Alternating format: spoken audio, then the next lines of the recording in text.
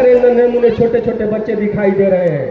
मैं भी इनकी तरह गांव में पला बढ़ा रहा, मेरा भी साधारण परिवार से मैं भी बिलोंग करता हूं, लेकिन शिक्षा के बल पर ही मैं गांव से आज पटना तक गया और वहां जाकर के शिक्षा की मैं अलग जगा रहा हूं और हजारों बच्चों को मैंने पढ़ा करके उन्हें गाइडलाइन दे करके मैंने डॉक्टर, इंजीनियर, अधिकारी बनाने का काम किया है।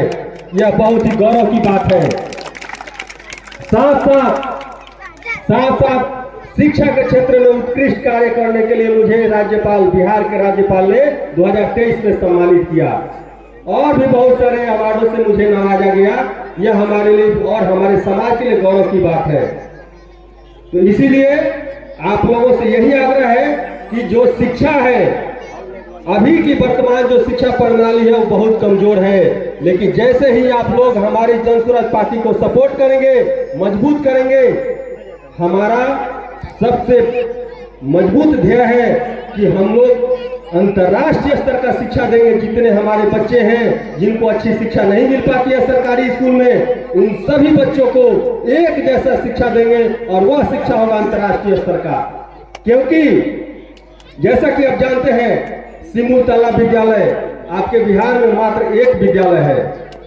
आबादी कितनी है यह समझिए, लगभग आबादी के हिसाब से मात्र एक विद्यालय है। आपके पूरे अगर हम लोग जिला की बात करें, जितनी हमारे जिला है पूरे बिहार में, अगर 2 से 4 बच्चे एक जिला से जा सकते हैं, तो सोचिए कि एक जिला से 2 से 4 बच्चों का सिलेक्शन होगा तो क्या पूरे जिला का विकास होगा? नहीं होगा। अगर हर घर का एक बच्चा, हर पंचायत का एक बच्चा, हर गांव का एक बच्चा, जिस दिन सिमुलतला जैसे हमारे प्रशांत किशोर जी ने जिन्होंने सोचा है, सपना देखा है अंतर्राष्ट्रीय स्कूल का, उस तरह की स्थापना अगर आपके बैकुंठपुर की धरती पर हो जाए तो क्या हमारे घर घर का बच्चा नहीं जाएगा अंतर्राष्ट्रीय स्कूल में पढ़ने के लिए? जाएगा। और हर घर से एक बच्चा डॉक्टर बनकर निकलेगा, हर घर से एक बच्चा इंजीनियर बनकर निकलेगा, हर घर से एक बच्चा प्रोफेसर बनकर निकलेगा। हर माँ बाप का यही सपना होता है, सब लोग यही चाहते हैं। लेकिन दुर्भाग्य है कि हम लोग जिस जगह पे हैं, हमें सर से सर झुकाना पड़ता है। हमारे बच्चे उस मुकाम तक नहीं पहुंच पाते हैं, क्योंकि किसी सरकार ने अभी तक वो मुकम्मल व्यवस्था नहीं कर पाई है जो हमारे सारे बच्चों को अच्छी शिक्षा दे सके। तो हमारी यह दूसरी, बेरोजगारी के साथ साथ हमारी दूसरी यह कार्यक्रम है, योजना है, जो शिक्षा को अंतर्राष्ट्रीय स्तर का शिक्षा देने का काम करेंगे। और भी अगर हमारी सरकार बनती है तो आपको महिलाओं के लिए 4% ब्याज दर पर उनको लोन दिया जाएगा। अभी वर्तमान में जीविका के माध्यम से या किसी प्राइवेट बैंक से आप लोग लोन लेते हैं तो 12% से 32% तक आपको सूद देना पड़ता है। यहाँ तक कि आपको गारंटर भी देना पड़ता है और मजबूरी में लोग लोन नहीं चुका पाते हैं तो घर द्वार छोड़ करके भी भागना पड़ रहा है। ऐसी बहुत सारी कहानियां हम लोग गांव में क्षेत्र में घूम रहे हैं तो देख रहे हैं, लोग लोन नहीं चुका पा रहे हैं, ले तो लेते हैं लेकिन दे नहीं पा रहे। तो इससे निजात दिलाने के लिए हमारी सरकार अगर बनती है तो आपको जितनी भी महिलाएं हैं उनको 4% ब्याज दर पर उनको लोन दिया जाएगा और गारंटर देने की बात नहीं आएगी और हमारी माताएं बहनें घर छोड़ करके नहीं भागेंगी। तीसरी योजना है, जो भी हमारे समाज के 60 साल से ज्यादा उम्र के महिलाएं और पुरुष हैं जिनकी आयु 60 साल हो चुकी है या उससे ज्यादा हो रही है। अभी वर्तमान में 400 पेंशन मिल रहा था और वर्तमान सरकार ने देखा कि जन स्वराज पार्टी ने घोषणा कर दिया 2000, उन्होंने आने फानन में उसको 1100 रुपया कर दिया। लेकिन हम लोग कृत संकल्प है, हम लोग कृत संकल्प है कि हमारी सरकार बन रही है और 1 दिसंबर से सारी माताएं बहनें और जो बुजुर्ग लोग हैं उनको 2000 का पेंशन शुरू किया जाएगा। उसमें कोई कमी नहीं आएगी।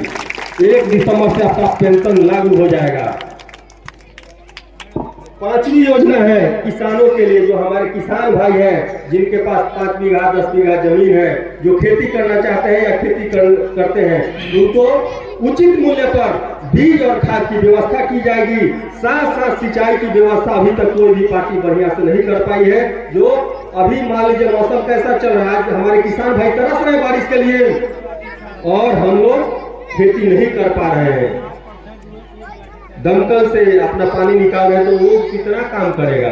तो सिंचाई के लिए हमारी पार्टी जो है जितनी जमीन है सबको नहर से जोड़ने का काम करेगी और साथ साथ किसान भाइयों के लिए मनरेगा के माध्यम से जाना मजदूरा देने का काम करेगी।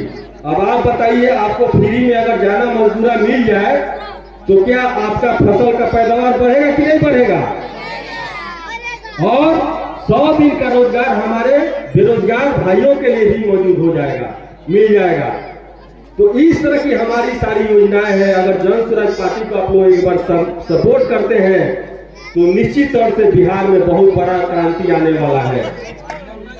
इसलिए आप सभी भाई बंधुओं से मेरा विनम्र आग्रह है कि एक बार आप लोग मौका दीजिए। इस पार्टी को नई पार्टी है, आप लोग जान रहे हैं। आपने 70 साल से दूसरे लोगों को, तीसरे लोगों को, सबको मौका दिया है।